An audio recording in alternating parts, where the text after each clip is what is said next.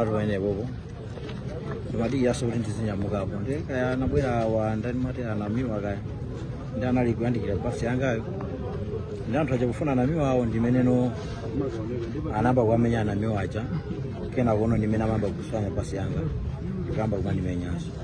Inu mumapanga chani pamalo pano? Hayi ndinangoyimapo ndi basi.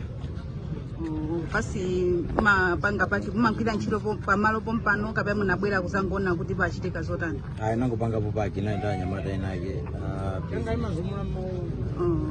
Dzina lanu ndite? Ndine Maxwell Mwajandi. Anthu amene mwina anakugwirani mungazindikira analooneka bwanji kwenikweni chinachitika ndi chani? Sindingazindikire funa kuti ndinalibesu chene atishonena kuti iwo wakha bizi ndineyo mwachifata anamiwa anathawira mbasi mwangamu chifano anamba kuamenya iwo kuyamba kuswa basi kuyamba sikundimenya. Akuvulaza ndipena paliponse pamene andivulaza animenya pambiri pakamwa. Ino dzina lanu ndinde? Ndine Maxwell Mwajandi. Mumapanga chani? Ndimayendesa minibasi imeneyi tikumvoti inali yatsopano mwina yabwera liti kapena pamachitika chani kuti?